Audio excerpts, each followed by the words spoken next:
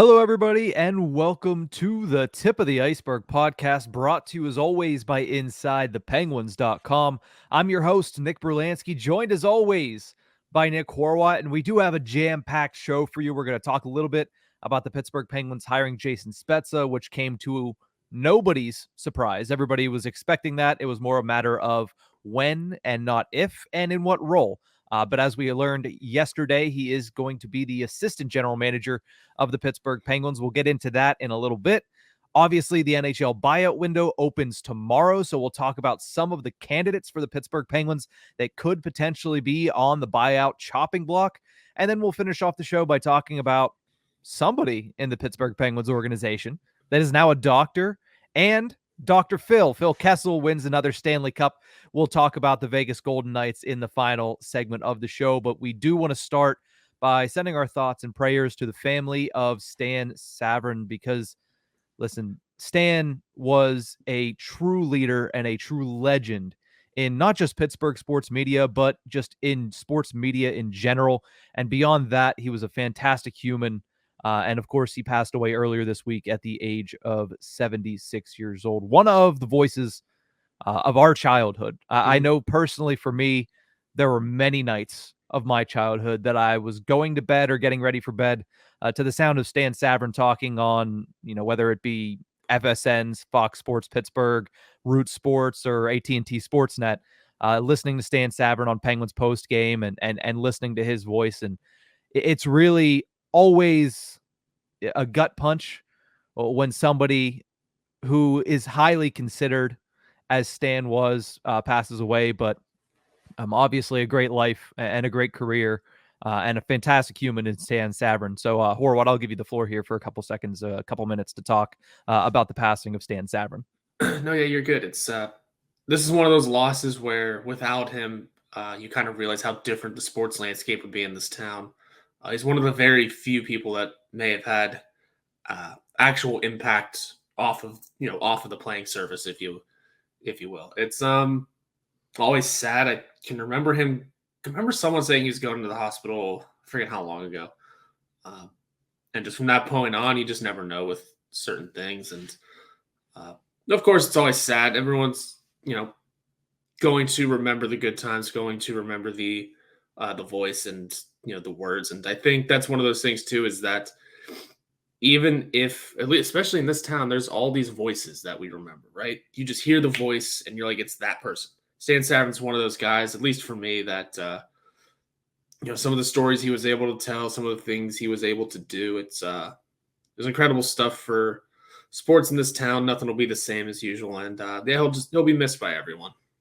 Yeah, and I know we're going to get on with the rest of the show, as Stan would probably have wanted it for everybody that does the show, and mentions them. That he would love that everybody goes on and continues to talk Penguins hockey, of course. But before we do that, I just want to say one last time, Stan, love the show. Yes. But let's move over and talk a little bit about the Pittsburgh Penguins. Of course, one of Stan's biggest loves. The Penguins hired Jason Spezza as assistant general manager. Horwat. Not a shock to anybody, is it? No, I don't think so. I think there was doubts, definitely. Like, everyone's saying he might not want to move his family. He might not want to do this. The Maple Leafs might not even allow it because of contract things. But then the guys on the 32 Thoughts podcast threw out the idea that maybe he could work with Fenway instead and still kind of and have that kind of just be the back door into it. Well, this one was pretty simple. Assistant GM. He is assistant. Well, the real funny part is he is assistant to nobody right now, technically. Mm-hmm. He is assistant to Kyle Dubas, who's working in the interim. And all this really means is for the time being, if the Penguins and Kyle Dubas are looking for a legitimate, true general manager, expect it to be somebody both of them already know and are aware of. And at least that'd be the odds-on favorite, right? Someone that they're already familiar with, maybe have already worked with before. It's going to be interesting. Yeah, I think I would agree that it probably is going to be, but I wouldn't say that this hiring guarantees that, honestly, because it's not like Jason Spezza is somebody that has worked his way up through the minors or through World Juniors, and he's not somebody that played the game. I mean, Jason Spezza's what's the word I'm looking for? His reputation precedes him, right? 19 years in the NHL. Mhm. He spent last season as special assistant to the general manager, which at the time was Kyle Dubas, for the Toronto Maple Leafs. And like we said, that playing career precedes him. He's already played with the likes of Sidney Crosby, with Trevor Daley, with Matt Cullen, all three of them, of course, Crosby playing, and the other two not playing, still in the Pittsburgh Penguins organization. So he steps into a role where he has familiar faces, especially Kyle Dubas, who's the president of hockey operations and the interim general manager. So I wouldn't say that that guarantees that, the name that's been thrown out there a lot is Brendan Pridham, Mhm. also formerly or currently. Is he currently? I don't remember. He's Toronto still there. organization. I believe he's still there. But honestly, this was a matter of when and in what role and not if. And good to see Jason Spezza after only 1 year in a front office capacity when he was the I guess assistant to the regional manager in Kyle Dubas. He now gets 2 removed from his title, and he's just assistant general manager for the Pittsburgh Penguins. Yeah, you had to figure it was obvious that Spezza wanted to go wherever Kyle Dubas went. He resigned the same day that Mhm.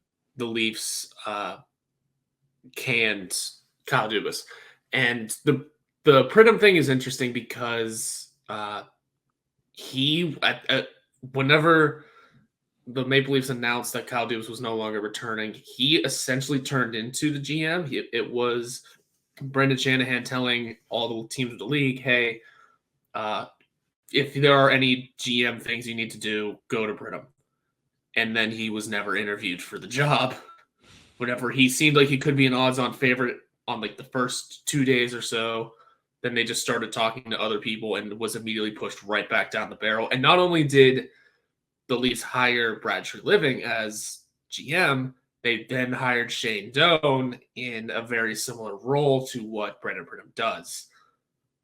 Now, that doesn't mean Brendan Pridham is out of a job there, but that just means there's more cooks in that kitchen that I was already trying to clear out a couple of cooks whenever they sent Kyle Dubas packing. So who knows exactly what's going on in Toronto? Who knows where Brendan Pridham stands in that organization? But for the Penguins organization, in Jason Spezza, after just a year in Toronto, it seems like he's going to continue learning here. And I don't know how much Mhm. learning you could do in a year as assistant to the general manager, but now you are AGM, which again, I mean, it's who was just AGM for us? Was that Pryor? I believe Pryor was Chris Pryor is one of the AGMs. And see, that's one of the things about assistant general managers is that normally you don't really know them. I forgot that ours was Chris Pryor, and then one It of dep one of them was Chris Pryor at least, and then Yeah, it's also that also depends. I mean, for a long time it was Jason Botterill. There was times where it was Jason Carmanos. Obviously, everybody remembers when Bill Guerin was AGM of the Pittsburgh Penguins. But a guy like Chris Pryor, I think it's all in who is above them and how open they are with the media and with the public. I mean, Jim Rutherford told everybody everything. So that's yeah, why everybody knew who his AGMs were because it was a very open front office. Ron Hextall came in and closed those doors and really didn't let very much out of them. Hence the reason you didn't hear much from Chris Pryor. You didn't know much about Chris Pryor. So I think it's going to be a balance of the two. yeah, I think obviously it being Jason Spezza, somebody that, like we said earlier, his reputation precedes him. I think that's going to make it already something that people know more about. And I just think Kyle Dubas in general is going to be much more open than Ron Hextall was in his year and a half, 2 years as Pittsburgh Penguins general manager. And same goes for Brian Burke as president of hockey ops. yeah. It'll be a much more noticeable role for sure. It'll be like you mentioned. He's already a namesake, so we have that going for you, Mhm. and then it'll be seeing what he can do with Dubas from here on in. It's gonna be a fun ride. It should be a good ride and beneficial for the Penguins too. Mhm. And I know this is going to be a conversation that we have multiple times this summer, but do you really believe that Kyle Dubas is going to look to hire a general manager before the start of the season? I don't know. I guess we'll have to see into July because it during that opening press conference he had mentioned the month of July by name. Mhm. And that possible targets were just still working. And that makes sense. You don't want to step in, especially at this point, because Kyle Dubas was hired officially pretty late in comparison to what could have been. Because we were talking about the Kyle Dubas thing, like this is dragging on.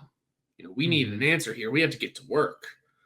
Um, in reality, it was a late hire, and you don't want to then scoop guys out that have been doing work with teams for, Well, not it's only that, but you need to get permission to speak to them, and a lot of teams at this point are gonna say, "No, we need them yeah, at the very least for the draft and for free agency because they've already been doing work, and we can't change our plans based on you taking your time on your president of hockey operations hire."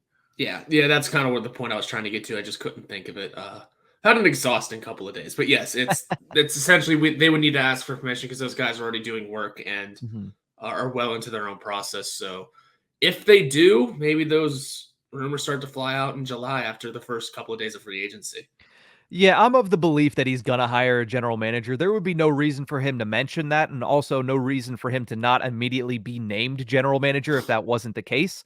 And it might not be because he needs a general manager. I think we all understand that Kyle Dubas would be perfectly capable of handling president of hockey operations slash general manager duties in his own right. And the Penguins obviously have a lot of trust in him, as we talked about on Tuesday, with a 7-year contract. But at the same time, does he want to be both president and general manager? We know he wants to have the ultimate veto power, which is what he has, but he could hire a general manager underneath him to handle the more day-to-day tasks that he doesn't have to. And he can sit back, enjoy more time with his family, which I'm sure is something that he wants, enjoy more time just sitting back and worrying about the big picture.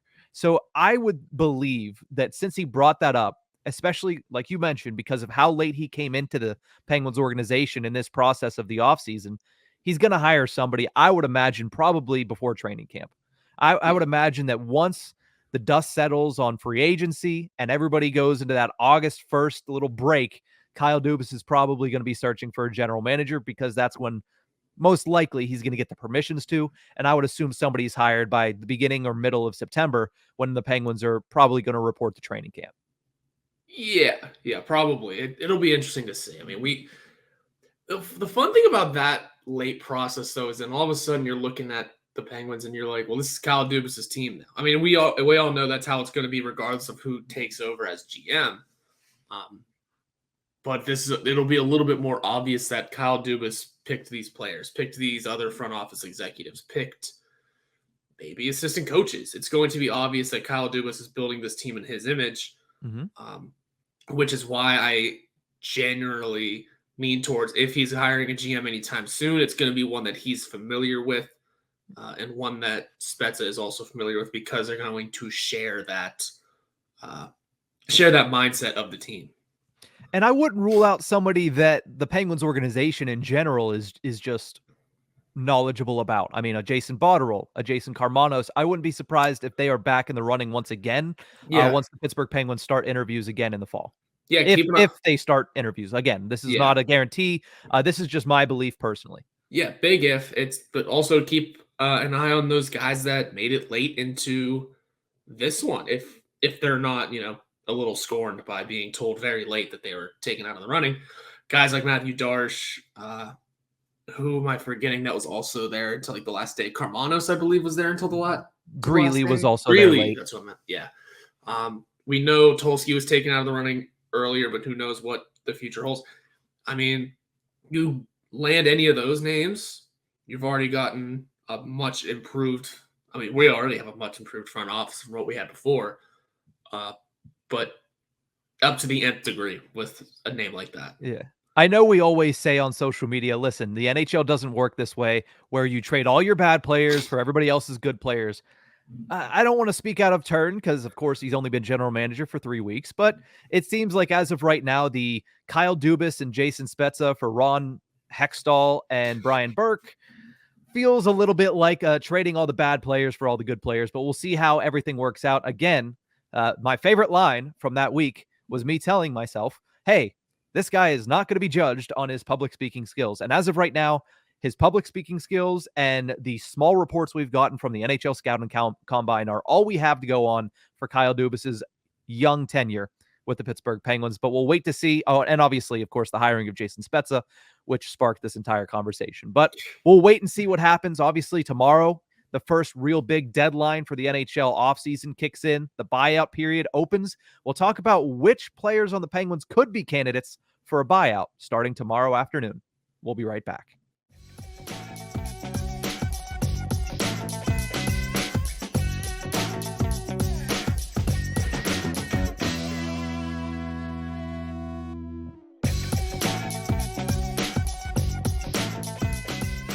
Welcome back to the Tip of the Ice-Burgh podcast, brought to you as always by InsideThePenguins.com.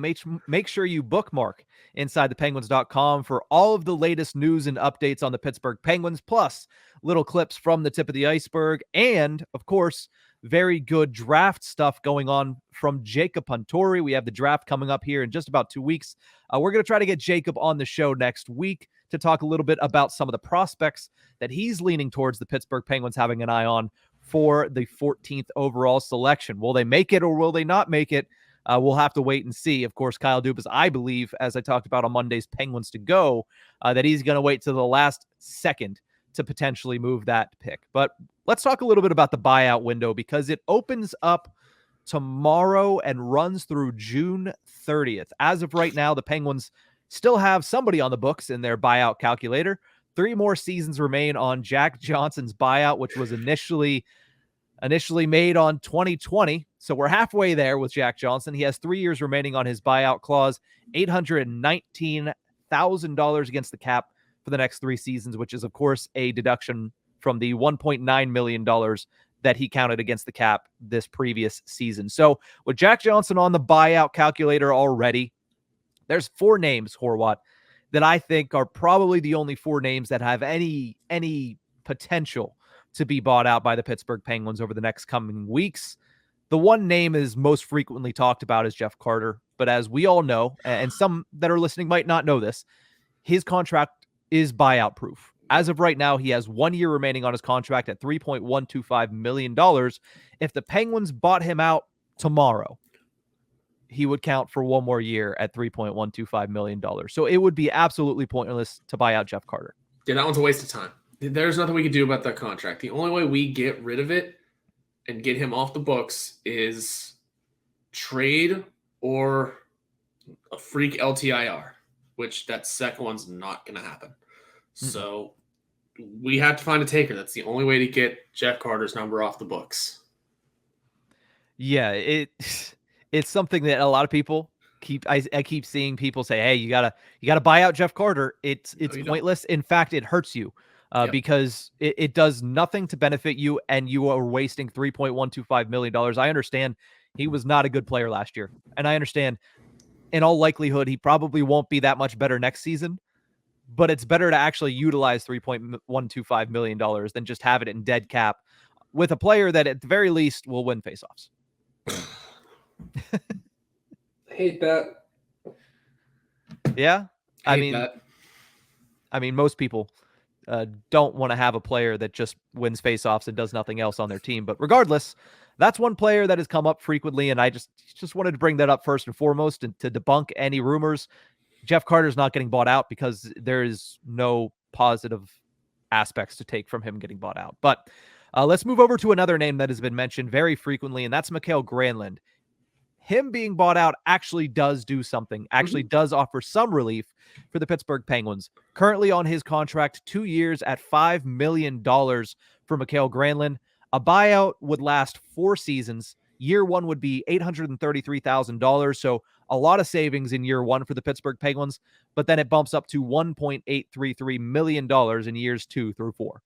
I mean, yeah, the bump kind of hurts going from essentially 1 million to 2 million. And the bone, because you do have to look at the other dead cap, the other buyout that is already there, the Jack Johnson number, which is also essentially $1 million. It hurts to lose $3 million right off the cuff going into the 24-25 season. I mean, we cannot continue to believe the cap is going to go up, by the way, more than $1 million every year. We can't keep going, hey, the salary cap is going to go up by $5 million this year. We don't know that. We don't know that. Until it happens, we should not believe it's going to happen. Let's just be honest. Gary Bettman's not letting that number go up for whatever reason, for waiting on this, waiting on that, who cares, whatever. Until that number hits and it is official, don't ever believe it's going up. Just assume it's staying at the same or going up by $1 million. So that hurts losing $3 million going into 24-25, but that sounds like an issue for 2 years down the road, doesn't it? Whenever Kyle Dubas has had time to get his hands really all over this team, and now, sure, you have $3 million that you just cannot use. Who cares? You know who's not on the team? Mikael Granlund. Yeah, and you do save a little over $4 million in year one and a little over $3 million in the following seasons. About the salary cap, of course, it is mainly because the NHL is waiting till the players pay back the escrow that was caused by the COVID shutdowns. But, I mean, the salary cap's gone up now. If it goes up the reported $1 million that everybody's expecting it to go up this offseason, it will have been $2 million in total in the past 5 years. Like, that would be the total. Now, of course, they're projecting massive jumps the following season, even the year after that, maybe upwards to like $10 million from where we're at now, potentially in 3 years. But again, that's projections. Projections change all the time. You never know what can happen. So don't count on the money that's not there, right? Don't count your chips while you're still at the table. Essentially, if you're the Pittsburgh Penguins, you know it's going up by at least $1 million, probably only $1 million. So this is a very interesting situation because I'm one to say, you know what? Can you really judge Mikael Granlund after 20 games? And especially if everybody else is saying, hey, they might still want him. If you can't find a trade partner, then yes, buying out Mikael Granlund would be a great option. But do you really want 4 years of dead cap, including almost $2 million for the back three? I understand it's not the Minnesota Wild, who I believe have $14 million in dead cap because of Ryan Suter and Zach Parise, but I'm not somebody that likes to have the team that I'm covering buy out players because you just could utilize that cap in so many different ways. But at the same time, if the Penguins are going to get rid of Mikael Granlund, and I think that would be best. Even if you trade him, you're going to have to retain. Oh, yeah. And you're going to have to hold that for the next 2 years. And it's probably not going to be over $3 million. Right? You're not going to open up over $3 million. You're probably going to open up $2.5 million. Make the move. If there's any of them, and we'll talk about a couple other names, this is the move that I make if I'm Kyle Dubas and Jason Spezza and whoever's pulling the trigger. Yeah, I'm looking through some of... Oh, man, his contract history is wild. Mikael Granlund's contract history is nutty. So, in 17-18, coming off of a season where he scored 69 points in 81 games, sure, it's a great number there. He earned a 3-year contract for $5.75 million. Played all 3 of those, and then signed a 1-year deal during the pandemic? Yes, December 23rd, 2020, for $3.75. He turned into a 51-game season with 27 points. Weird. That was the weird season, though. But what part of that made him deserve $5 million for 4? Because through that contract, when he signed it in July of 2021, heading into the 21-22 season, I mean, they dished him out the second season of that 4-year deal. Mm-hmm. He scored 64 points in 80 games the first year of that deal. Does that sound like a $5 million player to you? Yes. Yes? Okay. 64 points? That sounds like Brian Rust and Jason Zucker and do you want me to give you the point breakdown? I mean, I know it's 64 points, but it's 11 goals and 53 assists. Okay, I don't care. He's not a goal scorer. That sounds a lot. I mean, I get Rust and Raquel and Zucker are all goal scorers, but it sounds like a point-scoring guy that can create offense. So yeah, it sounds like a $5 million player to me, but that's not who he is anymore. Right, because then in total, last season of 79 games between Nashville and Pittsburgh, 10 goals, 31 assists for 41 points. But also, we look at the last 21 of those and go, that's a goal and 4 assists. Correct. The majority of that work was done in Nashville. He was not a fit in Pittsburgh. And it's hard to judge based on 21 games, but it's 21 games that shouldn't have happened. I mean, with the cap space the Penguins had available, it would have been better if they just did nothing at the trade deadline and would have just left that $5 million in cap space. Could you imagine heading into this offseason? Yes, albeit with one less forward under contract, with $25 million instead of $20 million, you'd feel a lot better about the Pittsburgh Penguins situation. So while, yes, I personally would buy out Mikael Granlund if I was them, I will say, though, I don't think they're going to. Okay. Something about them tells me that Kyle Dubas is going to look at this and say, I can either work around that contract or I can get rid of it and get half-decent return. And by half-decent return, I mean not have to trade away assets just to get him off the books. He'll probably have to eat some of that salary cap, but at the same time, eating $2.5 million for 2 years, is that better than eating 1.8 for 3 on top of one that you're already eating another $900,000, basically $1 million? I mean, it's a decision to make, but something about it to me feels like that's not going to be the decision that Kyle Dubas makes. Yeah. I guess we'll see. What's even nuttier about Granlund's past season? He was a minus 15 overall. He was a +1 in Pittsburgh.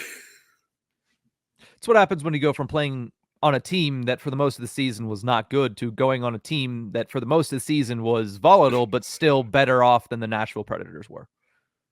Oh, isn't that weird to say? Because they ended in pretty much the same exact spot. Yeah, but post-deadline, though, I mean, again, people will harp on the Pittsburgh Penguins for some of those games that they lost. They really only lost they lost the most important games, but they won the majority of their games after the trade deadline. They just had to go up against the New York Islanders, who were winning games, and the Florida Panthers, who were unbelievably hot down the stretch. When was the trade deadline again? Early March? March 3rd, I believe, something like that. But the Pittsburgh Penguins were pretty good post the NHL trade deadline, hence the reason Mikael Granlund. Plus, he wasn't playing that many minutes. He was playing top 6 minutes in Nashville. He was playing bottom 6 minutes on the Pittsburgh Penguins, and certain games where he was on the bottom line. I mean, the guy was utilized much less. Oh, but I said the Penguins were 9-10-2 after the trade deadline. Really? Yeah. Well, yeah. I mean, the last game against Columbus, I just basically ignore. But yeah, I guess 9-10-1. No, like it felt like they were much better post deadline than that. Well, honestly, I'm going to totally and respectfully disagree with you, just because that felt like the worst part of the year. Just because it also felt like the inevitable was coming. The inevitable was there. There was no help at the deadline. We had Fire Hextall chance before the deadline. Then the deadline happened and things just got worse. Yeah, I don't know what I'm thinking of then. Like, I don't know why I thought that they were much better than that post deadline. I mean, it might be because around the deadline they won a couple of games, and it felt like okay, even though they didn't get much help, they're going to get better. But I don't know why it felt like they were much better than 9-10 and you said 9-10-2. Yeah, it could be that there was a couple of statement wins in there, like beating the Rangers in overtime before losing to them twice in a row, beating the Avalanche, beating the Capitals in a very important game. That game felt like a playoff game, to be fair. It did. They blew out the Flyers and looked every bit a team that should be in the playoffs at that moment, like taking care of the bottom of the league. But then, of course, they lost to the Islanders. They obviously, everybody remembers they lost to the Blackhawks and lost to the Blue Jackets in the final week. But how about after beating the Rangers, you go on a 4-game losing streak? Like I said, you made a statement win beating the Rangers in overtime, and it was a great game. Playoff vibes. The entire thing was not in the Penguins' favor, but it seemed like okay, this team can do something. And then you go on a 4-game downspout, losing to the Canadiens, the Rangers twice, and the Senators. Yeah. And that's the thing. Those, I feel, we don't have to go through the last however many games of the season, but it feels like a lot of the losses just blended together. because it's there were so many bad losses. I remember now because I had an entire episode on it. They lost every Tuesday game, and it was bad. Every single game on a Tuesday, they just didn't show up. There you go. I mean, if I didn't show up to work every Tuesday, I'm pretty sure I'd get fired. So hence, Hextall and Burke. But we lose an episode a week of this show. Honestly, yeah, you'd have much less content if we stopped doing Tuesdays. But regardless, let's move on. I was way off base on that. My bad. Okay.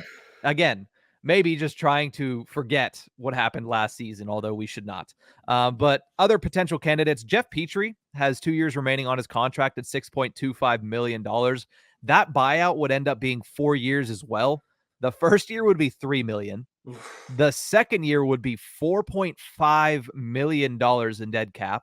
Years 3 and 4, a little bit of relief there, $1.25 million. So again, Jeff Petrie, however, is not as bad as the other two that we've mentioned. I don't think that would be worth it, although it would be nice to, in 2 years, have $5 million. I mean, I guess in 2 years, if you have him play, you have $6.25 million off the books. Yeah, it's you. I just play that contract out. That's such a harsh penalty to take. And sure, it's a modified no trade clause. Maybe you find a team who's willing to take in an aging veteran player like him to bolster something on their blue line that they maybe need. I don't know. Jeff Petrie came into the organization, and I think we thought positively of it at first, thinking, okay, he's going to drive this, he's going to bring that. He's also going to be inevitable injury relief whenever Chris Letang goes down, or just the Penguins being the Penguins. Everybody's hurt again, LOL. He ended up being one of the guys that got hurt, though, so that hurts. The biggest downside of him coming in initially that we saw was his contract. It was his number. He's the highest paid defenseman on this team. He is. And that's not good whenever you consider the age of 35 and not living up to expectations in the first year, and much like Jeff Carter, likely not going to do it again because of his age and because of the miles he's put on. I mean, it's a lot of money to put onto a third line role if you need to, but damn, you might just have to do that. There's hard decisions to make with this one too. He's playable. Here's the thing. Of the guys that we're discussing, he's the most playable. He's the most playable. He might be the one you utilize the most. Yeah, and he's going to be a guy that goes on power play too. He's going to be a guy that kills penalties. He's going to be a guy that plays, albeit not much last season, he will play more physical than most of the players on the Penguins blue line. So yeah, that makes a lot of sense. And also, when you look at what's available out there on the market and the other holes the Penguins have to fill, I feel like a broken record saying that, but it's true. The Penguins have a lot of holes to fill. Jeff Petrie, who are you going to get to replace him? And are you not going to end up spending more than $6.25 million? Because if that's the case, you have to utilize the cap space you have in other areas. So you can't spend more money on a position that's already, costing you a lot of money. So the only defenseman that I can think of off the top of my head, because I don't have the list in front of me and we don't need to get into it, but the only defenseman that I think is worth coming in, and he's a left shot defenseman, and that's Ryan Graves. So there's not much available on the market. John Klingberg does not pique my interest all that much. So no, again, Jeff Petrie, that's an expensive buyout. I don't think the Penguins make any buyouts personally. I mean, we can go through all of these. I don't think they buy anybody out of their contract. I think Kyle Dubas looks for other avenues in ways of getting cap flexibility and figuring out the roster. I don't think he buys anybody out. You could clip this if you want. It'll probably be old takes exposed in like 2 days, the way that my luck goes, but like 24 hours. Yeah, we'll see how that goes, but I don't think it happens, and specifically not with Jeff Petrie. But the last player, sorry, go ahead. Yeah, it's just Jeff Petrie doesn't seem likely.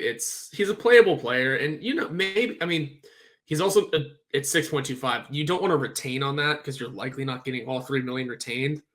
If you're retaining, you may as well just buy him out. If you work a trade out somehow, but maybe he becomes a useful enough defenseman this season, and it becomes a trade bait at the deadline. You never know. Maybe, but again, I don't think he was great last season. I certainly don't think, looking back on it, hindsight being 2020, that trade was beneficial for the Pittsburgh Penguins. But I don't I don't hate the prospect of watching him play for the Penguins another season. It's Yeah, not, not at all. like we said, it's not as bad as Granlund's situation, as the Carter situation, or even as the Jan Ruda situation, as we'll talk about here. Jan Ruda has 2 years remaining on a $2.75 million a year contract. His buyout would also be 4 years, sensing a pattern here. First 2 years of it will be little over $1 million. The last 2 years of it would be $833,000. Do you think the Penguins buy out Jan Ruda? No, I don't think so. Because once again, much like Petrie, he's at least a useful player. And honestly, a tradable deal if you find someone who's willing to take 32-year-old, because he's doesn't have those clauses attached. It's not a super pricey contract. I mean, I'd say we didn't see a ton of Jan Ruda this past season, but I feel like the number at least makes sense. You know, it's not egregious. It's under $3 million. I mean, how much did he play? 56 games. I mean, he's a defenseman, so I'm not going to take the scoring stats into this. I just feel like the number's not egregious and can still be useful somewhere. He's also tradable. He is tradable. Here's my issue with Jan Ruda. I don't think, again, I'll say this again. Buyout? No, probably not. But trading, yes, because who's your defense to start next season? Like, as of right now, it's Pettersson, Letang, P.O. Joseph, and Jeff Petrie. Yeah. And then, Ty Smith and Jan Ruda with Chad Ruhwedel and Mark Friedman under contract again? Like, there you go. We're at 8. The Penguins are at 8 again. I mean, it's deja vu. So we're stuck in this logjam, yeah. And listen, it's not any improvement from last year. And we all agree last year the defense was bad. It was poopay. It was bad. So why would you run back? Yeah, for all the Ted Lasso fans out there. Picked up on that. Yeah, a little late. Yeah, but no, I would say that you need to change things up, and Jan Ruda is the obvious case. I thought he was just an extraneous and kind of pointless deal to make last year because I trusted in Chad Ruhwedel or Mark Friedman. And going into this year, I think the same thing. Like, nothing against Jan Ruda, but like, what is that contract there for? You really want to pay $2.75 million for a middle of the road third pairing defenseman when you have 3 more of them underneath him? I don't see it. So, yeah, and let's not. It's yeah. We're just back in this damn log jam again. We never left it. Yeah, I know. That's what I'm saying. we look at it and we go, we're losing Dumoulin and Kulikov. There should be some spaces opening up. And oh wait, we had such a log jam that 2 people down doesn't relieve anything. No. Like, that's the issue here. And I know it was Hextall's words, but Xavier Ouellet was having a pretty good season before his injury in the minors. So there's another guy to kind of add to it, maybe. And Taylor Fedor didn't look out of place when he stepped in. Yeah, but we knew he was break glass in case of emergency. So was Xavier Ouellet. He would have been, but at least he would have made more sense being 29. If I'm not mistaken, being part of that Canadiens team that ran to the Cup final somehow. I don't know. You could ask Jeff Petrie. Exactly. He's got the knowledge with Jeff Petrie. Oh, he played 6 games that year. Never mind. But still, he's got the knowledge of Jeff Petrie. I don't know. It was just another name that was thrown at us, and we went, oh, now there's another defenseman that is NHL caliber on this team. We have too many. I mean, yeah, it's a good problem to have, I guess, except for whenever the good guys like Ty Smith are getting shoved out of the lineup. Well, not only that, when your defense is one in the bottom third of the league, regardless, then clearly your methods aren't working. So, but regardless, 4 buyout candidates that we put out here. Horwat, I'll ask you because I already gave my answer to this multiple times in this segment. Do you think that they buy anybody out in this period between tomorrow and June 30th? See, I'd have to. Ooh. Do the Maple Leafs have any buyouts sitting on their thing? Let's see. Just because you got to figure who it is up top, too. Yeah, obviously. I mean, yes, I understand that. But at the same time, it's very different situations. Yeah, as of right now, at least the Maple Leafs do not. So it doesn't seem like in the last couple of seasons, Kyle Dubas hasn't bought anyone out. I I would have to say yes, though. That Mikael Granlund contract, it might turn into an anchor.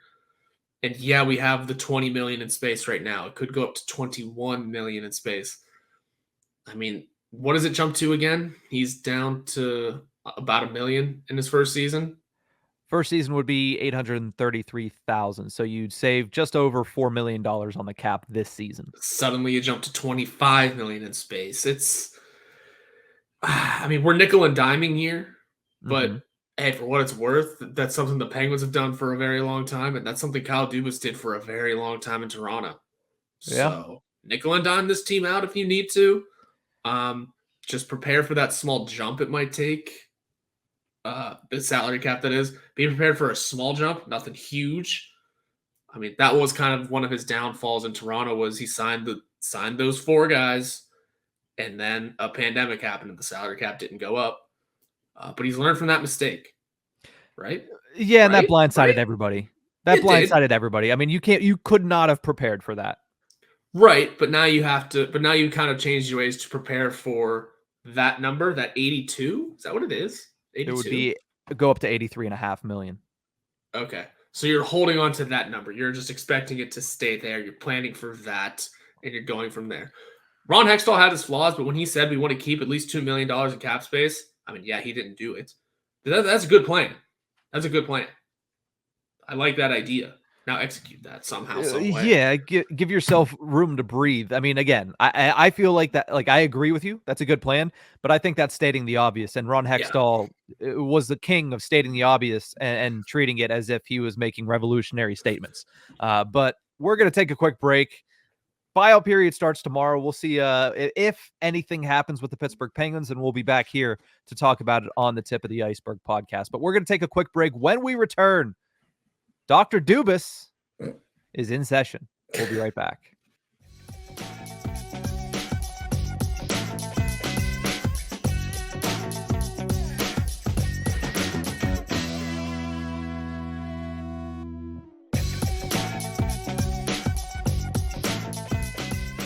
Welcome back to the Tip of the Ice-Burgh podcast, brought to you as always by InsideThePenguins.com. A couple of fun stories to close out this episode. Of course, the Penguins' new president of hockey operations is now a doctor. Kyle Dubas just received his doctorate from Brock University. Horwat, all this tells me is it's going to make it much harder for fans to argue that they're smarter than him later this season when it inevitably happens and he makes a move and people say, oh, that's stupid. He can say, yeah, but I'm a doctor. Yeah. So you can't call me stupid. Kyle Dubas is probably one of the smartest people in this league. It's really, that's so fun to see that he's a doctor now. And actually, I think I'll have to see if there's a video of this. I'm just kind of looking into it a little more. There is a Toronto Sun article that's just titled Kyle Dubas tells Brock grads never doubt a job you love. Well, guess what? You have a new job that you might love. Yeah. All I also know too is anytime there's any rumor this summer about a player being on the trade block that I personally like, it's just going to be a quote tweet paging Dr. Dubas. Yeah. Very easy, very simple. I mean, laid it right. It's laid right there. You know, it's cheesy, but that's me. I'm cheesy. Oh, TSN has the whole video. Let's go. I had never been fired before. Dubas shares lesson on Leafs departure. Oh, that's gonna be a fun watch. Yeah, so it's cool seeing that Kyle Dubas is a smart man and gonna maybe opens up a little bit about that firing to some college graduates. Hey, it's much better than the speech we got from our college graduation where the guy was basically celebrating the fact that he kicked homeless people out of a McDonald's. I don't even remember who spoke at college graduation. I had fireball shots in my pocket, okay? Whatever the oh my God. Whatever the reverse, the inverse of inspiring is, he did that for everybody in attendance that day. Literally everybody was like, why is this guy up there speaking? Who let this man in front of a microphone? It was horrendous. And it's funny too, because the college that we went to, some of the speakers, the guest speakers, were actually pretty good in years past. We get up there and the guy's like, yeah, I kicked them homeless guys out of McDonald's and now that McDonald's is closed. And I'm like, this is what you pride yourself on. This is what you hang your hat on. Some people, Jesus. Anyway. But somebody Yeah. Anyway, some people can hang their hats on 3 Stanley Cup championships. Jonathan Quick being one of them, Sidney Crosby being another. Chris Kunitz can say he has 4, but now Phil Kessel is a 3-time Stanley Cup champion. Even better than that, he threw some shade at the Toronto Maple Leafs media while he was doing it. He might not have played a single second in the Stanley Cup final, but he still got out there and still made headlines with the Stanley Cup champion hat on, the scarf that they all got this year. Yeah, Phil Kessel is that dude once again. Mm-hmm. And good on him. He played all 82 games during the regular season, too. So automatically getting his name on the cup for a 3rd time. No ifs, ands, or buts about it. No arguments there. Sure, his skill is declining, but that's going to happen when you're 35. Mm-hmm. He plans on playing again next season somewhere, so that's good. And good on Phil Kessel, regardless of how much playing time he got in the playoffs or not. He was a fan favorite in Pittsburgh. I'm sure he's a fan favorite everywhere he goes. Yeah. And it's the Phil Kessel's just the man. That's awesome to see him win again. And no matter the sense, and say what you want about Vegas winning or not, it's cool that they did it the way they did it somehow, despite them being kind of not a great organization at certain times. But they were able to bring in Phil Kessel and get him a 3rd ring, and that's all. You can give them love for that. Yeah, and the one thing that came out of that game also is a very iconic shot of them celebrating after the game. Of course, all the players almost made the shape of a heart. Phil Kessel was at the very bottom, and while that picture is great, and Jonathan Marchessault looking up to the skies in the middle of it is amazing because he's the Conn Smythe winner. He was the MVP of the playoffs, even though he didn't score the most points, which Jack Eichel did in his first ever playoffs, which is another great story. Man, they did my guy Phil Kessel dirty. His poor hairline. His poor bald spot was the exclamation point on that picture there. And he's probably like, come on, man. Like, I didn't think that you were going to be taking a picture from up there. I would have kept my helmet on. Man. I looked at that and I was like, poor Phil. It's like everybody on that team too has like a great head of hair. You look at like William Karlsson, even Mark Stone has some nice flow. Jack Eichel has the slick shaved head on the sides. Jonathan Marchessault obviously, speaks for itself, but like, and there's Phil Kessel, who was right next to Teddy Bluger in that picture, by the way. I don't know if you know. I saw the 53 arm. I couldn't tell which face he was, but I can tell by the hair. Somebody else who has a good head of hair. Teddy Bluger had a head of hair at the beginning of the season. I haven't seen him much since, but he always has, though. Even when he came into the league, the absolute shave down to a stud on the sides, and then the great top. I mean, this is what we talk about once it gets to this point of the offseason, whenever we get to the 48th minute of a podcast, is the head of hair on the Stanley Cup champions. And honestly, good for Teddy Bluger, too. Are you still against a reunion of Teddy Bluger and the Pittsburgh Penguins this summer? Because he's going to be UFA. I think so. I mean, probably, just because there are other fish in the sea. He's hit his limit. I want to see more from certain guys, and I want to see that change, man. Want to see that change. Let's not retread. That is just me. And also, much like Phil Kessel, it's not like he did much to show himself in the playoffs. Nothing against Teddy Bluger, but I mean, the Golden Knights have one of the best 4th lines in the league, and Teddy Bluger was not one of them. Yeah. Yikes. So I mean, I think he probably would have been the next man up there. I would assume so, yeah. I mean, he's fighting for a forward position with Phil Kessel. I would assume Bluger would have came in before Phil Kessel at that point. Here's the funny thing. If you would have told me 2 years ago, maybe the last year that Kessel was on the Penguins, that both Kessel and Bluger would be healthy scratches on a Cup team, and just said that, I'd be very confused. I'd be very confused. In reality, I am very confused. That was a weird Stanley Cup, but it was a little strange. I was, I put it out there yesterday. I was disappointed in not the result. I wanted Vegas to win. I predicted Vegas to win. But the fact that it happened in 5 games, and you never want that to happen when the other team is injured. And boy, were the Florida Panthers completely injured. I mean, not Sasha Barkov, Aaron Ekblad was basically the guy from SpongeBob whose bones are made of glass, and he can't do anything. How about Matthew Tkachuk? Well, yeah, Matthew Tkachuk had a broken sternum, which is ridiculous. But I mean, what did they say about Ekblad? He broke his foot in the first round series against Boston. He separated his shoulder. It popped out like 3 times during the course of the playoffs. And he had other broken bones, and he had to pass concussion protocol multiple times throughout the playoffs. Like, I get it. Listen, it happens every year. I'm not going to say why. We know why these players don't want to come out of the lineup. They have to play according to them. But that man should have been nowhere near a sheet of ice.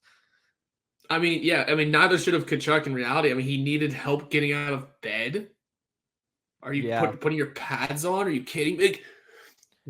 And the way he plays, too, with a broken sternum, how are you going to lay a body check or even absorb any type of check?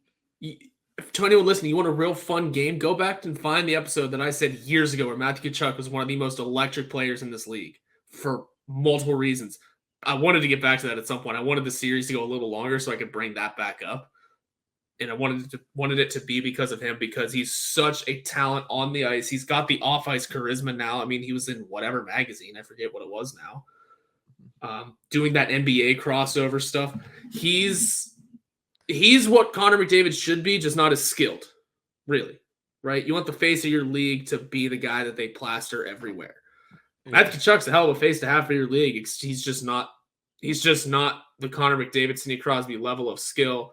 He's also playing in Florida, which doesn't help. But I mean, I don't know, man. For the last 4 Stanley Cup Finals, the team from Florida has been in it. Come on, but it's what do you mean? Come on, it's the truth. No, Florida hockey is growing, and this is going to do tremendous things for their fan base in Sunrise. It should. Yeah, it should. But I'm just saying, like, go back and find that episode where I said Matthew Tkachuk is one of the most electric players in the league. Because he still is, and he very well proved it thanks to the Penguins losing to Chicago. Yeah. Well, way to end it on a somber note there. I don't know if I can go on after that. So you know what?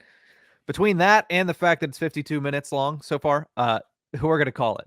That's going to do it for this episode of the Tip of the Ice-Burgh podcast. We will be back next time talking more things. Penguins, maybe a buyout. Horwat believes it's going to be Mikael Granlund. If anybody, I agree. But I honestly don't think that there's going to be a buyout personally.